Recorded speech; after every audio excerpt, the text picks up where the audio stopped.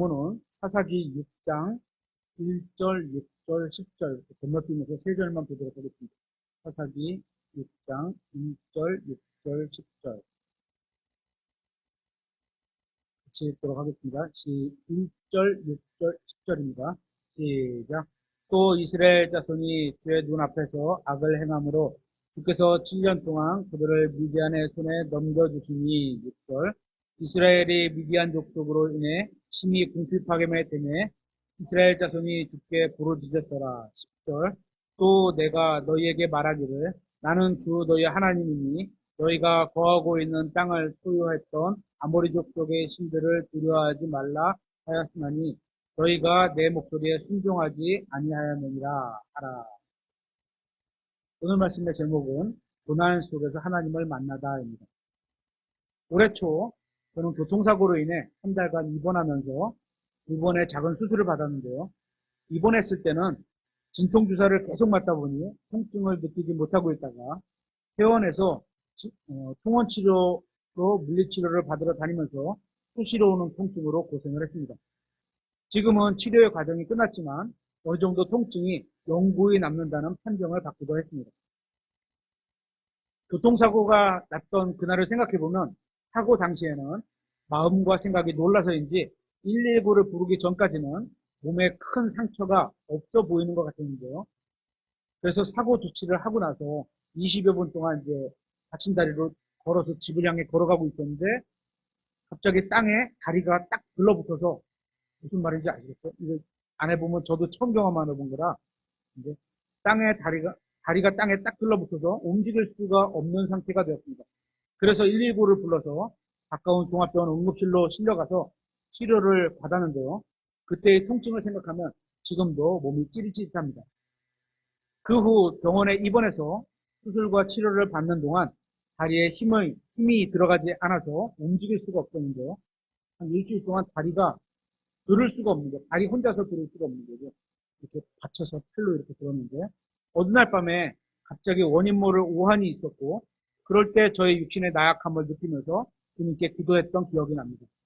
그리고 퇴원해서 치료를 받으면서 10여 년 전에 열심히 살아오면서 너무도 피곤해 지쳤을 때 왔었던 이석증이 다시 찾아왔고 지금은 불규칙하게 어지럼증이 나기도 합니다. 이렇게 교통사고 이후에 몸 전체가 약해져서인지 이런저런 고난들로 정말 육신이 나약한 인간임을 깨닫는 가운데 저의 간절함으로 주님을 찾는 날들이 자주 있었습니다. 그리고 작년 즈음에 집에서 자려고 누웠는데 원인 모를 심하게 춥고 떨리는 증상이 나서 검사를 해보니 코로나도 아니고 독감도 아닌 것이 심한 몸살 증상으로 2, 3일간 심하게 많이 앓으면서 기력이 너무 약해져서인지 화장실에서 밑이 빠지는 것 같은 증상도 겪었는데 그때 이러다 죽겠구나 하며 힘을 달라고 간절히 기도했던 날들도 있었습니다. 그때마다 감사하게도 치유의 주님이 다시 함께 해주셔서 회복시켜 주셨고 또 다시 은혜로운 주님을 체험한 바가 있었습니다. 이것은 마치 전도서 12장 2절에서 3절 말씀처럼 청년의 건강함은 어느덧 덧없이 사라졌고 인생의 빛은 사라져 눈이 어두워져 가고 폭우로 인해 온 생활이 황폐하게 되었는데 인생에 또 먹구름이 몰려온 상태인 것 같았습니다. 그렇게 사람들이 발길도 끊고 고통과 고난의 걱정으로 몇 날을 밤새 잠을 못 이루고 온몸 여기저기 고통으로 거동이 불편해지는 것도 두렵게 느껴지는 그런 고난 속에서 하나님을 찾게 되었고 그분이 찾아오셔서 은혜를 베풀어 주셨습니다. 그래서 이제는 이만큼 회복시켜 주셔서 다시 말씀을 전하는 이 자리에 서 있게 된 겁니다. 여러분은 살아오면서 어떤 고난들이 있었는지 모르겠습니다. 그 고난 속에서 주님을 부르셨습니까? 그랬다면 주님이 여러분을 찾아오셔서 그 고난 속에서 힘이 되어주셨을 겁니다. 오늘 본문 사사기 6장을 보면 이스라엘 백성이 어떤 증세를 보입니다. 한번 1절을 보겠습니다. 또 이스라엘 자손이 주의 눈 앞에서 악을 행함으로 주께서 7년 동안 그들을 미디안 손에 넘겨주시니 미디안의 손이 이스라엘을 이김으로 이스라엘 자손이 미디안으로 인해 자기들을 위하여 산들의 구멍과 굴과 강한 요새들을 만들었는데 라고 말씀하고 있습니다. 사사시대뿐만 아니라 구약성경을 읽어보면 영적인 어떤 사이클이 있습니다. 처음에는 이스라엘이 주님을 그런대로 잘 섬기고 있다가 시간이 흐르면서 주님 앞에서 악을 행합니다. 그렇게 악을 행하게 되면 하나님께서는 징계를 하십니다. 그래서 이스라엘은 주변 국가의 노예가 되는 겁니다. 그러면서 노예 생활이 힘들어지게 되면 그제야 다시 이스라엘이 주님께 부르짖습니다.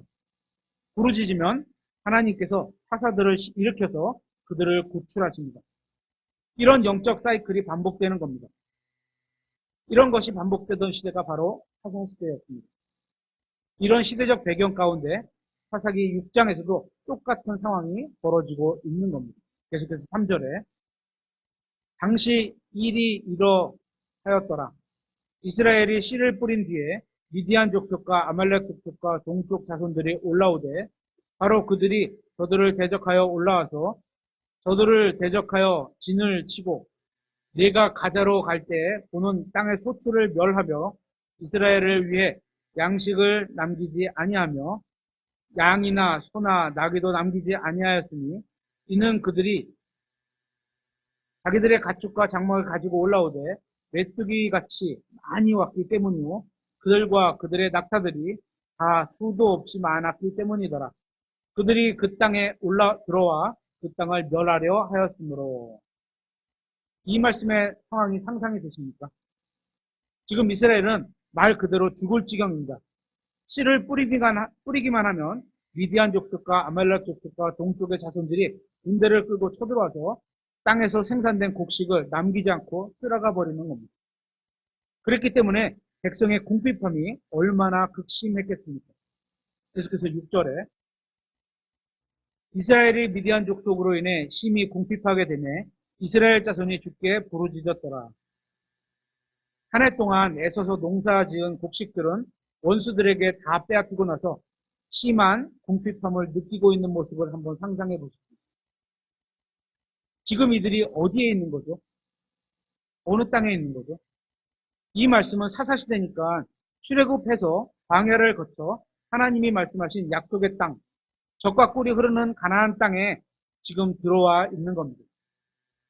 여러분도 잘 아시는 것처럼 가나안 땅은 여호수아와 이스라엘 백성들이 치열한 전쟁을 치르면서 얻게 된 꿈에 그리던 그런 땅이 아닙니까?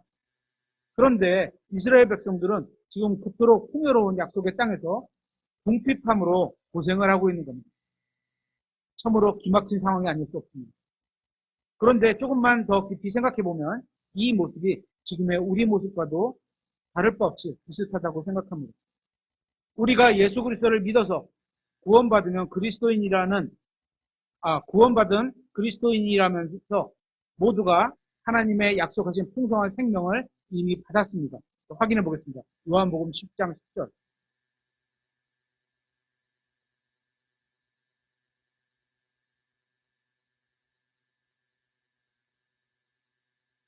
하반절에 10장 10절 중간 이후에 내가 온 것은 양들이 생명을 얻게 하고 여러분 구원 받으셨습니까? 네. 그럼 생명을 얻은 겁니다. 그리고 나서 생명을 더욱 풍성히 얻게 하려 합니다. 더욱 풍성히 얻게 하려 함이라 말씀하고 있습니다. 주께서 우리에게 이런 풍성함을 부유하도록 넘치게 부어주시겠다고 약속해 주셨습니다. 주님이 얼마나 부유하신 분입니까? 그런 분이 부유하게 넘치게 해주시겠다고 하는 겁니다. 부유하게. 예전에 제가 성경 공부하던 방법이 있는데요. 성경에서 어떤 단어를 검색해 보면 나오는 구절들이 쫙 검색이 됩니다. 거기다가 한번 읽고 정리를 해보면 그 단어가 갖고 있는 의미가 쭉 나옵니다. 어떤 걸 부유하게 하셨고 부유하다는 의미가 어떤 거고 이렇게 나옵니다. 여러분도 성경에서 이 부유하다는 rich, R-I-C-H, rich, 부유하다 이런 단어를 한번 찾아보세요. 얼마나 많은 약속들이 신약성경에서 반복되고 있는지 모릅니다. 그 중에 에베소서만 한번 찾아보겠습니다. 에베소서 1장 3절.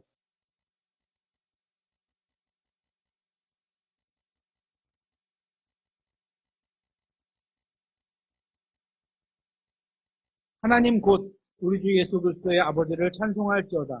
그분께서 그리스도 안에서 하늘의 처소들에 있는 모든 영적인 복으로 우리에게 복을 주셨는데, 하늘의 처소들에 있는 모든 영적인 복이 얼마나 풍요롭겠습니까? 그런 게 어떤 게 있을까요? 7절을 보겠습니다. 그 사랑하시는 자 안에서, 예수 그리스도에서 우리가 그분의 피를 통해 구속, 곧 죄들의 용서를 받았으니 이것은 하나님의 은혜의 풍성함에 따른 것입니다. 풍성함, 부유함, 리치 이렇게 됩니다. 은혜가 하나님의 은혜가 부유하다는 겁니다. 여러분은 어떤 은혜를 받았습니까? 그분의 풍성한 은혜는 또 부유한 은혜에 따른 그런 은혜 아닙니까? 그리고 18절 한번 보겠습니다. 에베소서 1장 18절.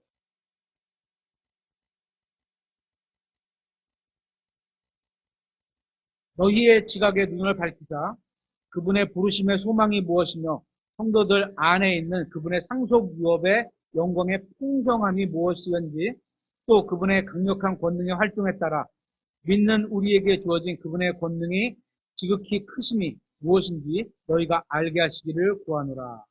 18절에 보면 상속 유업의 영광의 풍성함, 위치, 부유함, 그분의 부유함이 우리에게 계속 주어졌다는 겁니다. 그죠? 또 2절, 7절과 3장 8절도 보겠습니다. 이것은 하나님께서 그리스도 예수님을 통해 우리에게 베푸신 친절 속에 담겨져 있는 자신의 은혜의 지극히 풍성함을, 여기도 은혜가 풍성하다고, 그것도 지극히 풍성하다고 표현하고 있죠. 다가오는 세대들 속에서 보여주게 하려 하십니다. 이런 혜택을 우리가 받고 있다는 겁니다. 그죠? 8절에, 3장 8절에도 그분께서 모든 성도들 중에 가장 작은 자보다 더 작은 나에게, 바울은 진짜 겸손해요. 그죠? 우리는 바울보다 마이너스 1만큼은 더 겸손해야 될 것 같아요. 그죠? 겸손한, 그 밑에까지는 겸손해야 될 것 같아요. 근데 바울의 표현보다는, 그래서 모든 성도들 중에서 가장 작은 자보다 더 작은 나에게, 그죠? 얼마나 겸손한 편이에요. 나에게 이 은혜를 주신 것은 헤아릴 수 없는 그리스도의 부유하심을, 그리스도가 얼마나 부자이신데 그거를 영적인 복을 풍요롭게 보내주신다고 하셨는데 내가 이방인들 가운데서 선포하게 하려 하심이며, 그러니까 에베소서 이 짧은 구절 안에서도 얼마나 많은 부유한 풍성한 약속으로 넘치고 있는 일입니까? 일일이 열거하기가 힘듭니다. 그런데 저는 이런 말씀을 대하면서 가끔 뭔가 현실과 거리가 느껴질 때가 있습니다.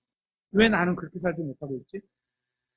우리에게 주신 하나님의 약속은 부유함, 풍성함, 리치 그 자체입니다. 오늘날 저를 포함한 여느 그리스도인들의 모습을 보면 이런 약속의 말씀과는 전혀 상관이 없는 삶을 살아오는 것처럼 보일 때가 너무나도 많아 보입니다. 성경은 교회가 이미 모든 것 안에서 모든 것에 충만하게 하시는 분의 충만 그 자체라고 하는데, 오늘날 교회에는 영적 빈곤과 궁핍을 호소하면서 원망과 불평하는 성도들로 가득 차게 보이는 게 대부분입니다. 그래서 세상에서 교회가 비난받는 것들로 인해 지금 라오디게아 시대의 현실인 게 분명하다고 생각합니다. 젖과 꿀이 흐르는 약속의 땅 가나안에서 극심한 궁핍을 겪었던 그 이스라엘 백성의 상황과 하나님의 풍성한 은혜의 약속에도 불구하고 여전히 영적 빈곤을 호소하는 오늘날 우리의 모습은 결코 다르지 않게 보입니다. 따라서 오늘 본문 사사기 6장을 상황을 살펴보면서 우리가 왜 하나님이 약속하신 이 풍요로움을 누리지 못하고 있는지, 왜 영적으로 가난한지 한번 생각해 보게 됩니다. 물질적으로 풍요로우면 작은 고난들이 와도 크게 신경 쓰이지 않고 살아가게 됩니다. 예를 들어서 시온이 재산이 한 100억이야. 근데 누가 와서 한 100만 원짜리 맛있는 밥을 사달래. 사주겠어요? 안 사주겠어요? 한번 생각해 볼래? 난 그냥 사줄게. 할아버지가 왔다 그럴까? 할아버지한테 100만 원짜리 선물 하나 사주고 싶어. 사줘요? 안 사줘요? 왜? 돈이 많잖아. 그죠? 100억이나 있는데 그 중에서 100만 원짜리 선물 하나 못 사줄까? 부자면 그렇게 될 수가 있다는 거예요. 그죠? 그런 경험을 해보셨나요? 이것은 영적으로도 마찬가지입니다. 만약 여러분의 여건이 아주 풍성한 은혜 가운데 거하고 있다면 다른 누군가가 여러분을 오해한다고 해도 아니면 여러분을 비난한다고 해도 그런 걸 그저 대수롭지 않게 너그럽게 넘겨줄 수 있다는 겁니다. 내가 영적으로 부자인데 그 조그만 상처 난다고 그걸 내가 반응을 그렇게 크게 할 필요가 없다는 겁니다. 풍성한 은혜가 있기 때문에 별거 아닌 걸로 여유가 있는 겁니다. 그런데 우리가 풍성한 생명의 관계에 거하고 있지 않기 때문에 우리가 처한 상황이나 환경이 우리 마음대로 진행되지 않을 때 견딜 수가 없는 겁니다. 화가 나서 못 참든지 자신의 무능함을 비판하면서 마음이 상하게 됩니다. 제가 가끔 말씀드리지만 교회가 어떤 곳이죠? 여기는 다 완전한 사람들이 모였나요? 아마도 그와 반대일 겁니다. 무언가 조금씩 부족한 면이 있고 정상적이지 않은 것들이 있고 또 미숙한 사람들이 대부분이고 이것이 이 땅에 있는 교회의 모습들일 겁니다. 우리 교회도 마찬가지일 겁니다. 한번 찾아보겠습니다. 마가복음 2장 17절.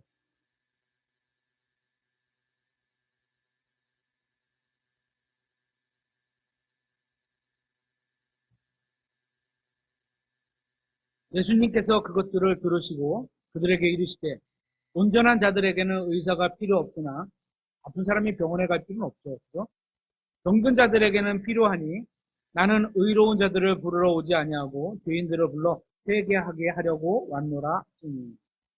이 말씀처럼 우리가 예수님을 찾아온 건 영적으로 병들었고 죄인이기 때문인 겁니다.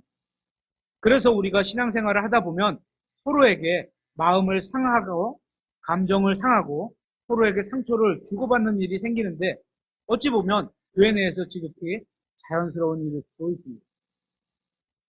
어떤 경우는 교리적인 차이 때문이 아니라 서로 간의 성품과 선호도가 다름 때문에 서로에 대해 이해 부족 때문에 상처를 주고받기도 합니다. 그럼에도 우리는 그 상처로 고민하고 억울해할 일이 아닌 겁니다. 왜냐하면 나에게 풍성한 은혜가 거하지 않고 있기 때문에 다른 사람들로 인해 상처를 별거 아닌 걸로 여기지 못하는 마음이 나에게 있는 거고, 그렇죠? 내가 은혜가 풍성하면 그게 별거 아닌 걸로 느낀다는 거죠. 나에게 있는 거고 영적으로 우리가 가난하다는 증거인 겁니다. 우리가 풍성한 은혜를 받았음에도 그것을 누리지 못하고 있기 때문인 겁니다. 은혜가 부유하면 이런 건 문제가 되지 않습니다. 이처럼 우리가 성령님으로 충만하면 여러 가지 작업과 공격에도 여유롭게 반응할 수가 있습니다. 아, 그거? 그냥 이 정도. 하지만 내 자아로 충만하면 다른 사람들의 이 작은 문제에도 너무나 예민하게 반응하게 됩니다. 그러한 반응을 통해서 우리는 그 사람의 영적 상태가 어느 정도인지를 확인하는 지표로도 참고할 만합니다. 그러면 이런 빈곤의 결과에 따른 원인이 무엇일까요? 한번 확인해 보겠습니다. 사사기 6장 1절 다시 보겠습니다. 사사기 6장 1절. 또 이스라엘 자손이 주의 눈앞에서 악을 행함으로 주께서 7년 동안 그들을 미디안 손에 넘겨주시니라. 누가 잘못한 거죠? 이스라엘 자손이 주께 그죠? 악을 행한 거예요. 주님께. 그죠? 이스라엘 자손은 또 주님 앞에서 악을 행했습니다. 그리고 어떻게 됐습니까? 6절에 보세요. 이스라엘이 미디안 족속으로 인해 심히 궁핍하게 되며 누가 악을 행했다 그랬죠? 미디안 족속이 악을 행했나요? 아니죠. 이스라엘 자손이 주께 부르짖었어요. 그러니까 이스라엘이 겪었던 극심한 궁핍과 고통은 그들이 주님 앞에서 악을 행한 결과였던 겁니다. 심은 대로 거둔 겁니다. 자업자들이죠. 한번 생각해 보세요. 이스라엘 백성들 입장에서는 미디안 족속이라고 하면 눈에 보이는 원수 사이로 미워서 어쩔 줄을 몰랐을 겁니다. 어쩌면 미디안의 밑자만 들어도 이를 부득부득 갈았을지도 모릅니다. 그런데 이들은 주님 앞에서 미디안을 탓할 것이 아니었습니다. 원인이 뭐였다고요? 이스라엘이 주 앞에서 악을 행했다는 거였습니다. 물론 미디안이 악한 족속이긴 하지만 따지고 보면 그들이 철없을 때 하나님 앞에서 악을 행하던 이스라엘 백성을 징계하기 위해서 하나님께서 쓰신 도구가 아니었습니까? 이것은 다윗과 사울 간에도 마찬가지입니다. 다윗이 사울 때문에 죽을 고비를 많이 넘겼잖아요. 그죠? 많은 고생을 했습니다. 그런데 생각해 보세요. 다윗만큼 다윗만 힘들었을까요? 사울은 안 힘들었을까요? 사울도 다윗 때문에 많이 힘들었을 것 같습니다. 그런데 하나님의 관점에서는 다윗을 훈련시키기 위한 과정에서 악역을 맡을 사람이 사울이었던 겁니다. 우리가 굳이 사울을 할 필요는 없어요. 그죠? 하지만 누군가는 필요한 거예요. 그 살고요. 사울 역시 다윗을 괴롭히느라 얼마나 고생이 많았겠습니까? 여러분은 어떠세요? 다른 사람에게 괴롭히는 것을 당하는 것보다 누구를 괴롭힌다는 것은 더 힘든 것을 아시고 계신가요? 이건 아담의 본성에서 나온 악한 성품인 겁니다. 그래서 옛말에 맞은 사람은 두 다리를 쭉 뻗고 자도 때린 사람은 다리를 못 뻗고 잔다. 이런 말이 있는 겁니다. 그렇다면 이런 내용을 지금 우리의 삶 속에서 어떻게 적용해야 하는지 로마서 8장 28절 한번 찾아보겠습니다. 로마서 8장 28절.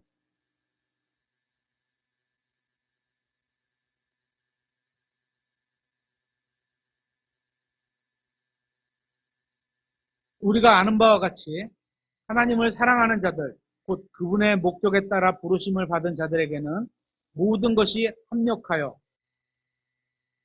좋든 나쁘든 악하든 나쁘게 보이는 것들이든 합력하여 선을 이루느니라.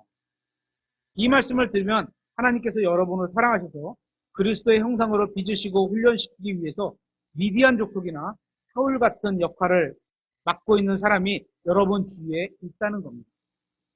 지금 누군가 그런 사람이 떠오르면 나에게 이런 사람이 있지 라고 떠오르면 진정으로 그 사람을 위해서 하나님께서 축복해 주시기를 기도하시기를 바랍니다. 따라서 이스라엘 백성이 그저 눈에 보이는 미디안 족속만 미워하는데 그치는 것은 근시안적인 태도인 겁니다. 그 배후에 누가 계신 거죠? 하나님이 계신 겁니다. 하나님께서 미디안 족속을 동원하셔서 지금 이 일을 하고 계신 겁니다. 그렇다면 계속되는 이런 악순환을 끊기 위해서 우리는 무엇을 어떻게 해야 할까요? 본문 사사기 6장을 자세히 보면 굉장히 흥미로운 접속사 하나를 발견하게 됩니다. 이게 흥정역 성경에는 일킴성을 위해서라고 해서 거의 번역이 안 된 단어입니다. 하지만 영어 성경으로 보면 6절 중간에 접속사 and라는 단어가 나옵니다. 한글로는 안 보여요. 영어 성경으로 보시면 사사기 6장 6절 중간에 because of the Midianite 이렇게 돼 있어요. 그렇죠? 그리고 세미콜론이 있고 보이시나요? 그 다음에 and가 있습니다. and. 그러니까 세미콜론과 and가 연결되어 있는 겁니다. 여기서 그리고라는 and는 한 단어가 정말 중요한 역할을 하고 있는 것 같습니다. 이 단어가 누가복음 15장에 보면 황자의 비유에도 비슷하게 나옵니다. 한번 찾아보겠습니다. 누가복음 15장 16절.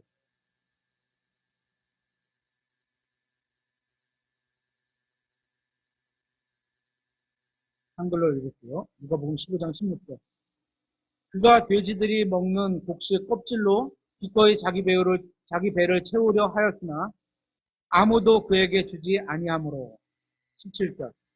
and 그가 정신을 차리고 이르되 내 아버지께는 빵이 풍족하여 나누어 줄 수 있는 품꾼들이 얼마나 많은가? 그런데 나는 굶어 죽는구나. 내가 일어나 내 아버지께 가서 그분께 이르기를 아버지여 내가 하늘을 대적하여 죄를 짓고 아버지 앞에 죄를 지었사오니. 이게 회개입니다. 진정한 회개죠. 여기서 17절에 접속사 and가 등장합니다. 이것은 16절에서 상자의 인생 전반부와 17절의 후반부로 나누어지는 분기점 역할하는 중요한 단어로 보입니다. 16절에서 상자는 먹을 것이 없어서 돼지들이 먹는 곡식 껍데기로 배를 채우려고 해도 그것조차 얻지 못하는 비참한 생활에 놓여 있었는데 그 다음에 17절에서 엔드 이후에 정신을 차리게 됩니다. 그래서 아버지께 돌아갑니다. 그러니까 엔드 이후에 새로운 삶을 시작했다는 겁니다. 그러고 보면 인생을 두 종류로 나눌 수 있습니다. 아버지를 떠나 탕자로 살다가 결국 엔드가 없이 비참한 삶으로 마감하는 인생이 있는가 하면 여기에 비유에 나와 있는 탕자처럼 엔드 이후에 잘못된 길에서 돌이켜서 새로운 삶을 사는 인생이 있는 겁니다. 이 엔드의 차이는 마치 예수 그리스도를 믿기 이전과 믿는 이후가 확연히 다름을 보여줍니다. 안타깝게도 많은 사람들이 이 인생이 여기 앞에서 말한 비참한 인생으로 마감되는 생에 속해 있다는 겁니다. 하지만 이 자리에 계신 모든 분들은 다 엔드 이후로 건너왔을 것이고 아직이라면 건너와야 합니다. 이게 인생의 역전을 이루는 열쇠이기도 합니다. 다시 사사기 6장 6절로 와서 이스라엘 백성들은 하나님께 부르짖었습니다. 그런데 하나님께서 좀 특이하게 응답하시는 것을 보면서 마치 인과의 법칙을 발견하게 됩니다. 우리 은설이는 인과의 법칙이 뭔지 알아세요? 잘 보죠. 원인과 결과. 앞에 원인이 있으면 뒤에 결과가 있는 거다. 이런 거예요. 다음엔 제가 인과라고 안 하고 원인과 결과라고 할게요. 발견하게 됩니다. 심은 대로 거두는 겁니다. 계속해서 7절에 사사기 6장 7절에 이스라엘 자손이 미디안 족속으로 인해 주께 부르짖음으로 주께서 이스라엘 자손에게 한 대언자를 보내시니 그가 그들에게 이르되 주 이스라엘 하나님께서 이같이 말씀하시니라 내가 너희를 이집트에서 데리고 올라와 너희를 속박의 집에서 데리고 나왔고. 그러니까 이렇게 된 결과의 원인은 뭐였죠? 미디안 침공에서 궁핍하게 된 것이었고 그래서 주님께 부르짖은 결과가 어떻게 된 거죠? 한 대언자를 보내신 겁니다. 이 말씀을 보니까 떠오르는 말씀이 있습니다. 이것도 찾아보겠습니다. 갈라디아서 6장 7절.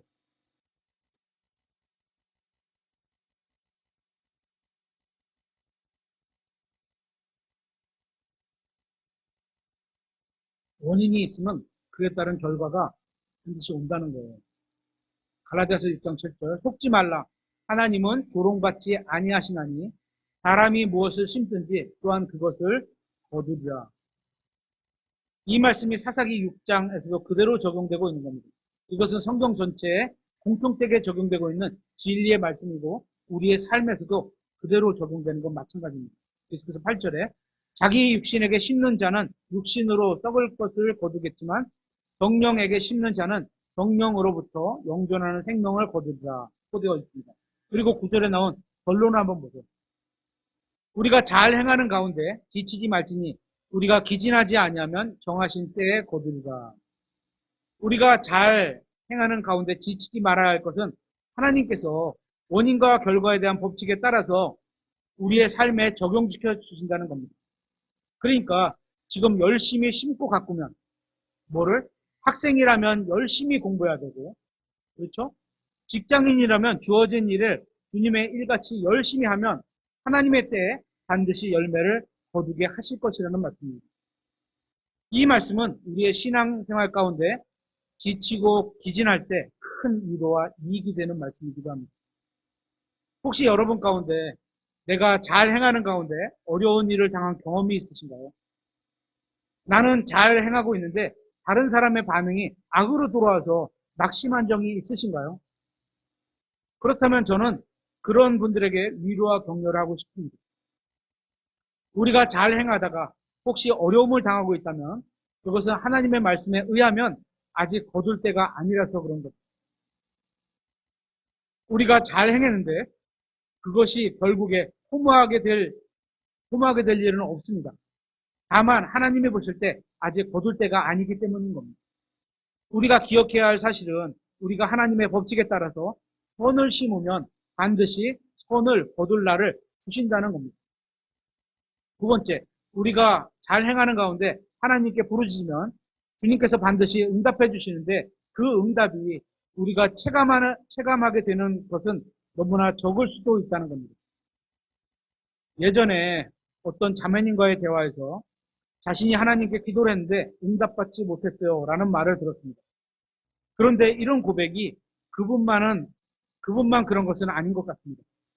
왜냐하면 우리의 기도에 대해 하나님의 응답이 내가 원하는 방식대로 찾아오지 않기 때문입니다.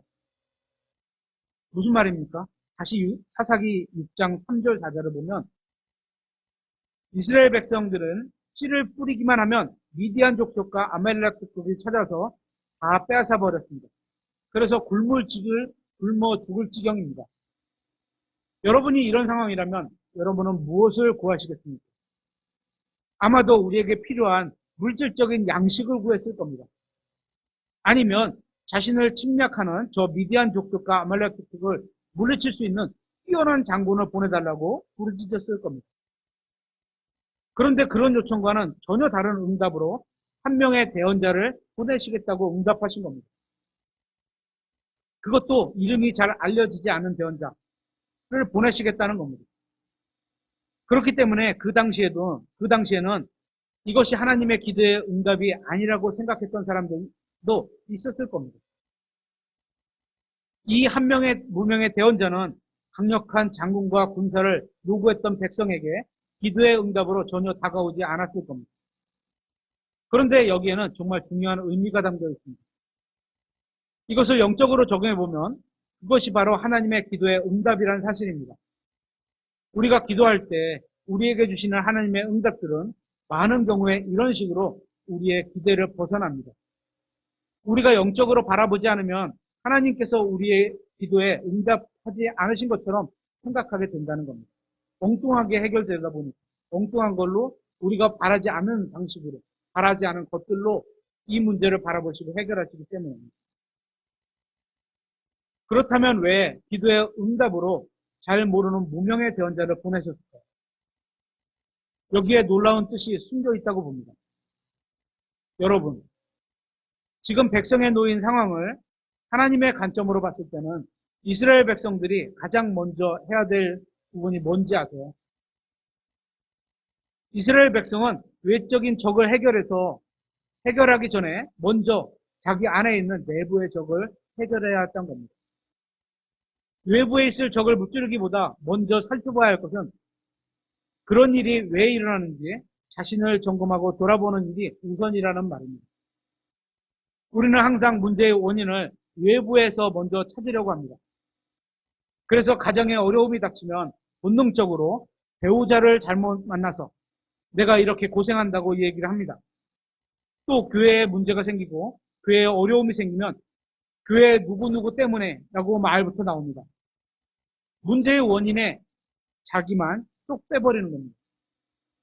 사사기 6장에서 이들의 문제는 겉으로 볼 때 미디안 족속에게 있는 것처럼 보이지만 하나님이 보실 때 근본적인 문제는 이스라엘 백성들에게 있었기 때문에 전투력 강한 장군을 보내신 대신 무명의 대언자를 보내실 수밖에 없었던 겁니다. 우리에게 어떤 문제가 닥치면 그 원인을 자기의 외부 요인에서 찾기보다는 먼저 자기 자신을 돌아봐야 한다는 말씀입니다. 자기 점검, 자기 판단, 이것이 하나님 보시기에 우선순위입니다. 솔직히 저는 하나님께 이런 고백을 합니다. 교회의 다른 사람에게 좀 서운한 마음이 들거나 생기는 경우가 있을 수 있습니다. 저에게도. 이건 나 때문이지. 내 문제지. 나만 잘하면 되는 거야. 라는 마음을 먹습니다. 이처럼 혹시 여러분에게도 문제가 있다면 여러분이 겪는 문제의 원인을 밖에서 찾는다면 아무것도 얻을 수 있는 게 없다는 겁니다. 원인은 항상 나 자신 안에서 먼저 찾아야 합니다. 하나님께서 미디안 족속을 통해서 이스라엘 백성을 징계하고 계신 것은 바로 악한 언행을 했던 이스라엘 자신을 먼저 점검하기 원하셨던 겁니다. 우리가 1절에서 봤죠. 그렇다면 이스라엘 백성들이 돌이켜서 하나님에게 간구했을 때 무명의 대언자를 보내셔서 가장 먼저 하고자 하신 일이 무엇이었을까요? 8절을 보겠습니다. 사사기 6장 8절. 주께서 이스라엘 자손에게 한 대언자를 보내시니 그가 그들에게 이르되 주 이스라엘의 하나님께서 이같이 말씀하시니라. 하나님께서는 이스라엘 백성들에게 말씀을 들려주셨습니다.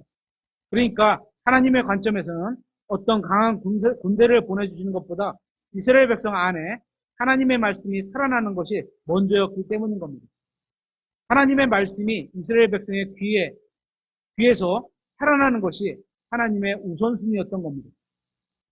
그러면 하나님께서 어떤 말씀을 들려주셨을까? 계속해서 8절을 보겠습니다.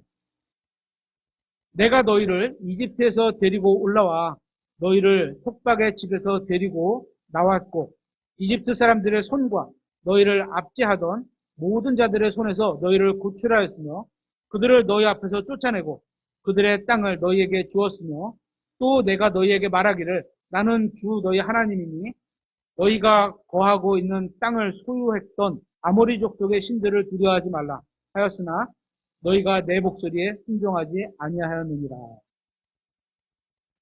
이 대언자가 전한 말의 핵심은 백성이 출애굽 신앙을 버렸다는 겁니다. 이것이 극심한 어려움의 원인이라는 겁니다. 여러분, 우리는 우리의 신앙을 돌아봐야 합니다. 이 대언자의 진단은 출애굽한 지 벌써 100년이 넘은 이야기를 하고 있는 겁니다. 그런데 오래전 신앙을 버렸다고 해서 지금 이렇게 많은 어려움이 생겼다는 말을 하고 있는 겁니다. 이스라엘 백성이 지금 당하고 있는 고난은 열심히 일하지 않아서가 아닙니다. 싸울 무기가 없어서도 아닙니다. 100년이나 된 출애굽 신앙, 구원받고 그 은혜의 감격을 버렸기 때문에 이런 어려운 고난이 생겨났다는 겁니다. 그러니까 이스라엘 백성이 존재했던 근거가 출애굽에서부터였는데 우리도 마찬가지예요. 구원받은 이후부터였는데 하나님께서 이스라엘 백성을 이집트에서 이끌어내셔서 가나안 땅에 살게 하신 것은 그들을 통해서 하나님 자신을 온 세상에 나타내시기 위함이었던 겁니다. 그런데 이스라엘 백성들은 그 출애굽 정신을 잃어버리고 말았습니다. 이처럼 자기들이 도대체 무엇 때문에 존재하는지도 모르고 살아온 곳에서 지금 엄청난 고통을 불러온 것입니다. 오늘날 그리스도인들이 존재하는 것은 예수 그리스도의 보혈로 구원받은 영적인 출애굽이 있었기 때문입니다. 다시 말해서 우리는 이 세상에서 하나님을 나타내기 위해서 존재하고 있는 존재인 겁니다. 그러면 우리가 어떻게 하나님을 나타낼 수 있을까요? 이 세상과 다른 방식으로 말하고 이 세상과 다른 방식으로 사는 것을 통해서 또는 성경적으로 사는 것을 통해서 나타낼 수 있습니다. 사실 하나님의 백성의 비극이 뭔지 아십니까? 비극은 가난하거나 병든 게 아닙니다. 진짜 비극은 자신이 누구인지 잊어버린 채 살아가는 겁니다.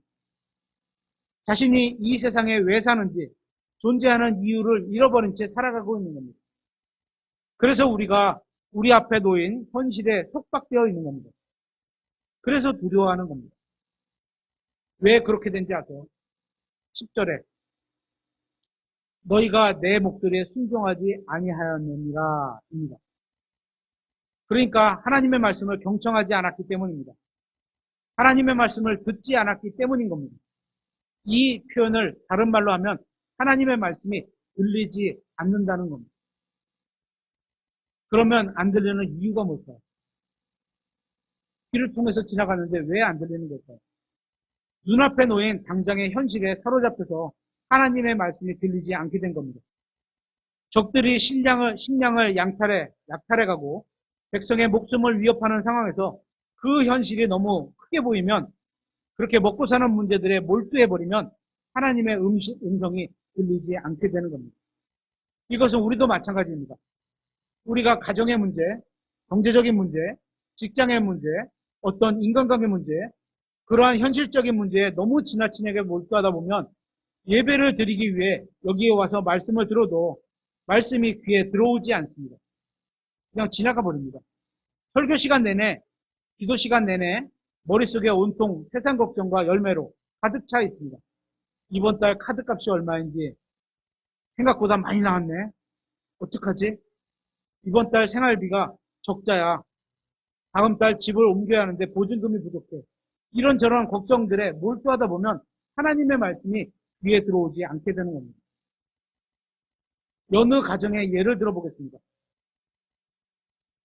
아내가 주방에서 식사 준비를 합니다. 그때 남편은 TV 축구 경기를 보고 있습니다. 유도 경기를 볼까요? 유도 경기를 보고 있습니다. 식사 준비를 마친 아내가 남편에게 여보 식사하세요 라고 말을 합니다. 그런데 남편은 그 TV 경기에 시청에 너무 집중한 나머지 그 소리가 안 들립니다. 못 들었습니다. 분명히 귀로 지나갔을 텐데. 그죠? 그러자 아내가 언성을 좀 높여서 여보 식사하세요 라고 합니다. 그런데도 남편은 그 소리를 못 듣습니다. 이럴 때 대부분의 아내들은 어떻게 합니까? 다가와서 TV를 끕니다. 안 그럴까요? 그제야 아내의 소리가 귀에 들어옵니다. 이것과 마찬가지입니다. 우리가 세상의 근심과 재물의 염려에 지나치게 몰두하면 하나님의 음성이 들어오지 않습니다. 현실 속의 문제들, 문제죠. 그렇죠? 결혼 문제, 노후 문제, 경제적인 문제, 직장 문제, 빚 문제, 다 문제입니다. 문제가 아니란 말은 아니에요. 하지만 그 현실에 몰두해서 교회에 오면 성경에서 말씀하시는 내가 너와 함께 하겠다. 너의 모든 필요를 공급하겠다. 내가 널 인도하겠다. 이런 하나님의 약속의 말씀이 귀에 들어오지 않게 되는 겁니다. 하나님을 찾지 않고 나의 나약함만을 생각하다 보면 모든 권능보다 뛰어나신 하나님의 말씀이 귀를 통해 마음에까지 들어오지 않는 겁니다. 여러분이 잘 알고 있는 출애굽기 9장을 보면 출애굽 직전에 10가지 재앙으로 파라오를 압박하는 내용이 나옵니다. 그 중에 7번째 재앙으로 우박 재앙에 대한 말씀이 나옵니다. 그때 파라오의 신하들의 태도가 둘로 나눠집니다. 이것도 찾아보겠습니다. 출애굽기 9장 20절.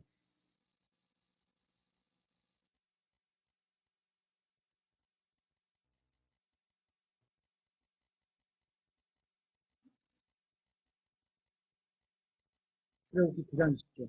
파라오의 신하들 가운데서 주의 말씀을 두려워한 자는 자기 종들과 가축을 피하게 하여 집으로 들여보냈으나 주의 말씀에 관심을 두지 아니하는 자는 자기 종들과 가축들을 비울에 두었더라. 하나님을 안 믿는 파라오의 신하들 가운데서도 하나님의 말씀을 두려워한 사람이 있었다는 겁니다.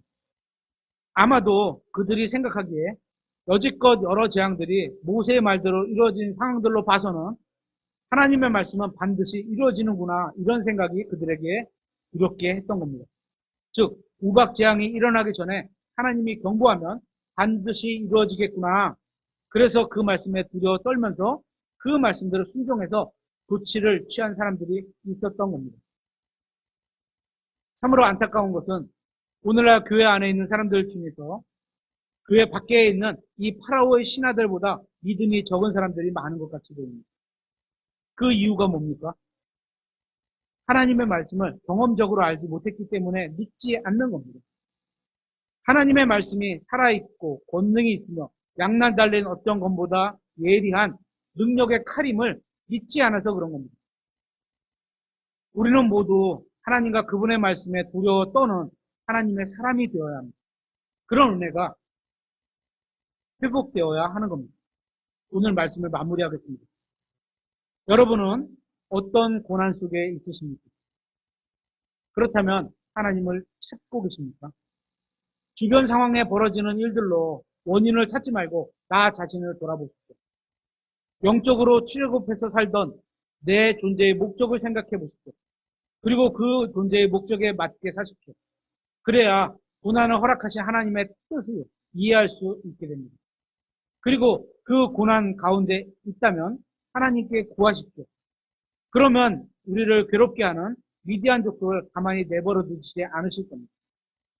그런데 하나님께서는 그 일을 하기에 앞서 우리가 우리 자신을 점검하고 돌아보기를 원하십니다. 회개를 원하신다는 겁니다. 잘못된 모든 것들을 세상과 남 탓으로 돌리는 게 아니라 하나님 앞에서 나 자신이 올바르게 믿고 행하면 되는 겁니다.